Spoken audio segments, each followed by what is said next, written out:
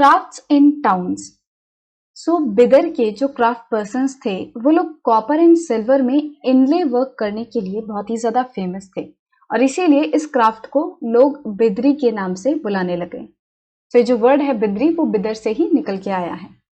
जो Panchal and Vishwakarma community थी जिसमें कि gold Smiths, bronze Smiths, black Smiths, masons and carpenters आते थे, मतलब कि पांचालास या फिर विश्वकर्मा जो कम्युनिटी थी उसमें अलग अलग तरह के क्राफ्ट पर्सन थे, चाहे वो गोल्ड स्मिथ हो, ब्रॉन्ज स्मिथ, ब्लैक स्मिथ, और ये सभी लोग इस कम्युनिटी के अंदर आते थे। और ये सभी लोग टेम्पल्स को बनवाने के लिए बहुत ही ज्यादा इंपॉर्टेंट होते हैं। हमें पता ही है अगर टेम्पल बनेगा तो उसमें सभी तरह के लोगों की जरूरत होगी, उसमें गोल्ड स्मिथ की भी जरूरत होगी। मान लो कोई मूर्ति वगैरह बन रही है सोने की तो उसमें गोल्ड स्मिथ की जरूरत होगी। मैसन्स की जरूरत होती है जो कि पत्थरों को काटते हैं, उससे कुछ बनाते हैं, ठीक है, क्योंकि जो मंदिर है उनमें पत्थरों का भी यूज बहुत ज्यादा होता है, तो पत्थर पे जो नक्काशी वगैरह करते हैं तो उनकी जरूरत तो होगी। कारपेंटर्स की जरूरत होगी। तो इन सभी लोगों की बहुत ज्यादा जरूरत होती है। इनके बिना जो टेम्पल बिल्डिंग है वो नहीं हो पाती थी। इसके अलावा सिर्फ टेम्पल्स ही बनाने में ये लोग इंपॉर्टेंट रोल नहीं प्ले करते थे। ये लोग पैलेसेस जो बनाते थे, big buildings, tanks and reservoirs, so इन सभी को बनाने में इन लोगों का, जो पांचालास और विश्वकर्मा कम्युनिटी है, उनका एक बहुत ही महत्वपूर्ण रोल होता था। इसी तरह सालियार या फिर काइकोलर्स जो कम्युनिटी थी वीवर्स की, वो धीरे धीरे प्रॉस्पेरस होने लग गई। उसके पास जो पैसा है वो बढ़ने लग गया, वो समृद्ध होने लग गई।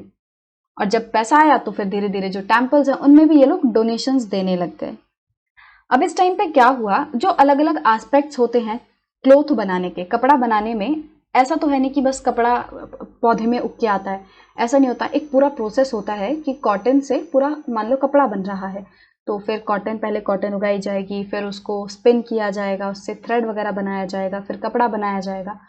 तो ये पूरा प्रोसेस होता है।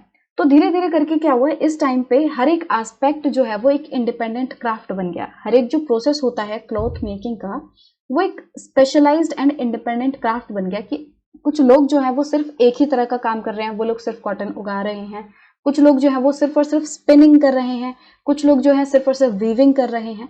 तो इस तरीके से अलग अलग जो स्टेप्स हैं, अलग अलग जो प्रोसेस है क्लॉथ मेकिंग में, वो एक इंडिपेंडेंट एंड स्पेशलाइज्ड क्राफ्ट बन गए। सो आप यहाँ पिक्चर्स में देख सकते हो, ये 17th सेंचुरी में बना हुआ एक कैंडल स्टैंड है ब्रास का, और फिर यहाँ पे जो है एक शॉल का बॉर्डर दिया हुआ है। तो कुछ इस तरीके से लोग जो है वो क्राफ्ट परफॉर्म करते थे। The changing fortunes of towns. तो क्या होता है कि हमेशा जिस तरह की इंपॉर्टेंस एक टाउन की होती है वो पूरे टाइम नहीं चलती, वो हमेशा उतनी ही इंपॉर्टेंस बरकरार नहीं रहती। एक पॉइंट ऑफ टाइम में हो सकता है उसकी इंपॉर्टेंस एकदम पीक पे हो, बहुत ज्यादा हो, और हो सकता है कुछ टाइम बाद उसकी इंपॉर्टेंस एकदम खत्म हो चुकी हो। ठीक है, तो जैसे कि हम अहमदाबाद का एग्जांपल देखते हैं, अहमदाबाद गुजरात में। सो इस टाइम पे धीरे धीरे करके क्या हुआ, अहमदाबाद जो है वो एक मेजर कमर्शियल सिटी बन गया। ठीक है, यहाँ पे बहुत ज्यादा ट्रेड वगैरह होने लग गया, ये एक इंपॉर्टेंट सिटी बन गया। और साथ ही साथ सिटीज जैसे कि तंजावुर हैं, वो साइज एंड इंपॉर्टेंस दोनों में ही कम हो गया। तो ऐसा ही होता है कि over a period of time कुछ चीजों ने, कुछ सिटीज ने इंपॉर्टेंस गेन कर ली और कुछ सिटीज की इंपॉर्टेंस, जैसे कि तंजावुर हो गई, उसकी कम हो गई इंपॉर्टेंस। ऐसे ही मुर्शिदाबाद जो कि वेस्ट बंगाल में था, तो ये भी एक इंपॉर्टेंट सिटी बना क्योंकि यहाँ पे जो सिल्क है उसके कपड़े बनाए जाते थे। ठीक है, और ये भागीरथी जो नदी है उसके किनारे पर था। तो कुछ कारणों की वजह से ये जो सिटी है एक इंपॉर्टेंट सिटी बन गया और बाद में 1704 में ये वेस्ट बंगाल की कैपिटल भी बन गई। बंगाल की कैपिटल, एक्चुअली उस टाइम पे वेस्ट बंगाल नहीं था, उस टाइम पे सिर्फ और सिर्फ बंगाल था।